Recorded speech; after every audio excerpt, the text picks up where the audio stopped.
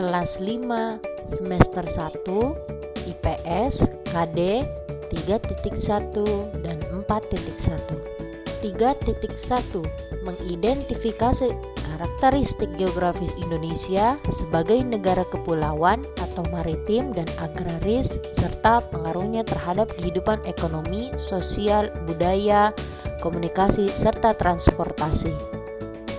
4.1 menyajikan hasil identifikasi karakteristik geografis Indonesia sebagai negara kepulauan atau maritim dan agraris serta pengaruhnya terhadap kehidupan ekonomi, sosial, budaya, komunikasi, serta transportasi. Tujuan pembelajaran IPS: setelah mengamati tayangan video, siswa dapat menyajikan hasil identifikasi karakteristik geografis Indonesia. Assalamualaikum warahmatullahi wabarakatuh. Apa kabar kalian semua? Semoga senantiasa sehat dan tetap semangat ya. Pembelajaran hari ini masih dengan Bu Indah Nur dari SDN Perigi 2. Letak geografis Indonesia. Letak geografis merupakan letak suatu daerah atau negara yang dilihat dari kenyataannya di permukaan bumi. Letak Indonesia secara geografis diapit dua benua, yaitu benua Asia dan benua Australia. Berbatasan dengan beberapa negara di Asia Tenggara seperti Malaysia, Singapura, Filipina, Timur Leste, Papua Nugini, Vietnam, dan Australia. Diapit oleh dua samudra, yaitu Samudra Pasifik dan Samudra Hindia. Indonesia terdiri dari pulau-pulau. Indonesia memiliki lebih dari 17.000 pulau dan sekitar 6.000 pulau tak berpenghuni. Pulau-pulau besar di Indonesia yaitu Sumatera, Jawa, Kalimantan, Sulawesi, dan Papua. Pulau-pulau kecil di Indonesia yaitu Nias, Siberut, Bangka, Belitung, Madura, Bali, Lombok, dan Flores. Indonesia memiliki wilayah perairan yang lebih luas dibandingkan dengan wilayah daratannya. Luas daratan Indonesia adalah 1.922.570 km persegi. Sedangkan luas perairan Indonesia adalah 3.257.483 km persegi. Amatilah peta persebaran kepadatan penduduk di Indonesia berikut. Kepadatan penduduk Indonesia menurut provinsi pada tahun 2010. Provinsi yang memiliki kepadatan penduduk di Indonesia diberikan keterangan warna merah. Provinsi DKI Jakarta menjadi salah satu kepadatan penduduk yang ada di Indonesia. Amatilah peta persebaran suku-suku bangsa yang ada di Indonesia. Indonesia memiliki keanekaragaman suku bangsa mulai dari Sabang sampai Merauke.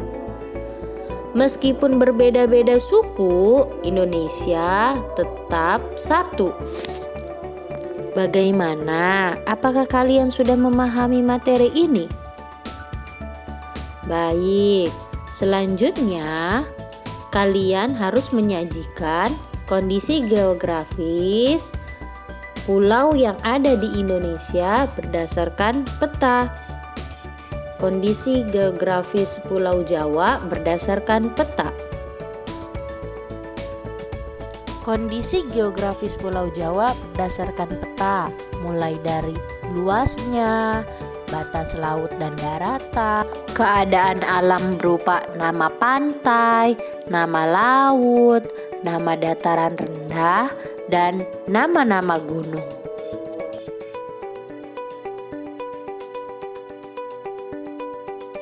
Yang kalian sajikan adalah kondisi geografis Pulau Sumatera berdasarkan peta, kondisi geografis Pulau Kalimantan berdasarkan peta,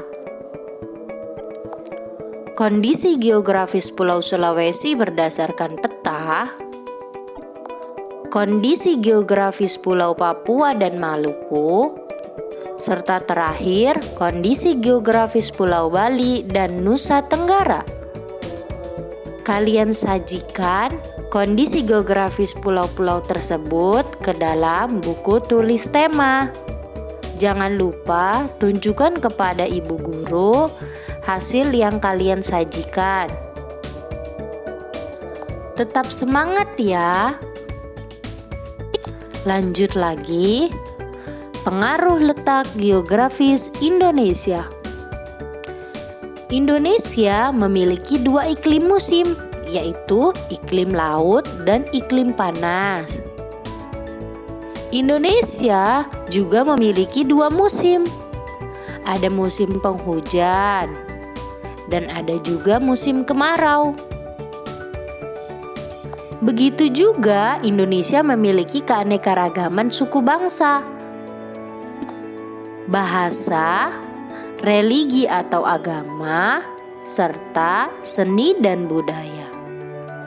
Selain itu, ada juga keanekaragaman flora di Indonesia. Persebaran flora di Indonesia dibagi menjadi 2. Pertama, jenis Indo-Malayan, ada juga jenis Indo-Australian. Amatilah bagan persebaran fauna di Indonesia berikut ini. Menurut coraknya, fauna Indonesia dikelompokkan menjadi 3, yaitu fauna bagian barat, fauna bagian tengah, dan fauna bagian timur. Fauna bagian barat dan tengah dipisahkan oleh garis Wallace. Fauna bagian timur dan tengah dipisahkan oleh garis Weber. Fauna Indonesia bagian barat disebut dengan tipe Asiatis.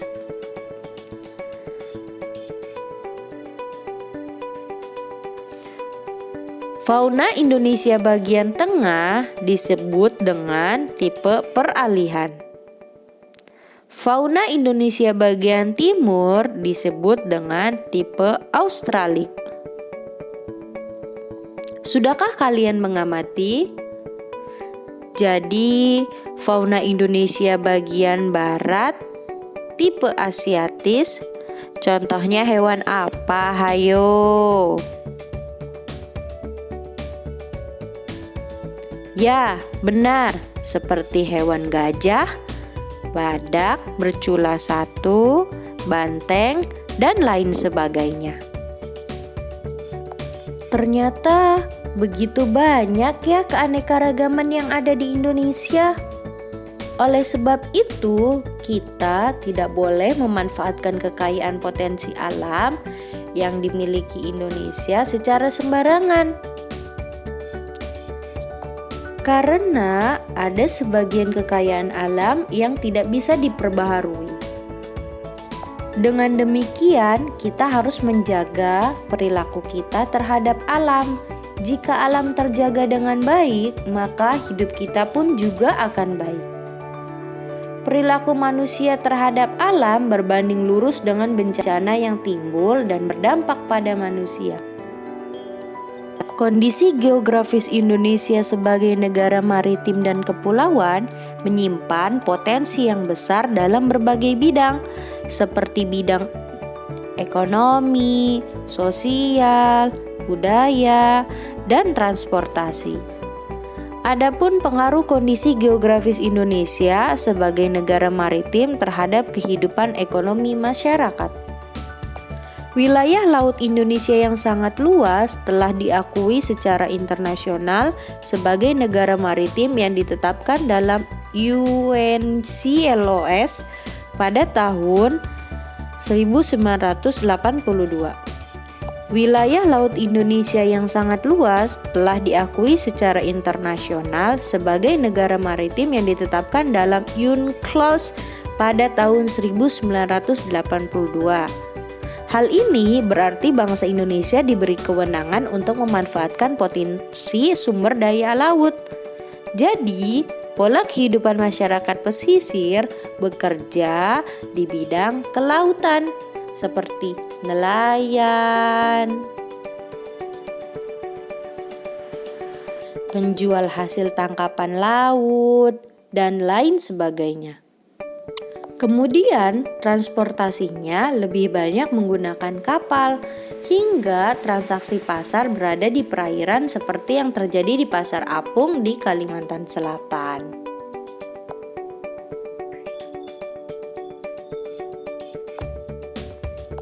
Adapun pengaruh kondisi geografis Indonesia sebagai negara maritim terhadap kehidupan sosial masyarakat.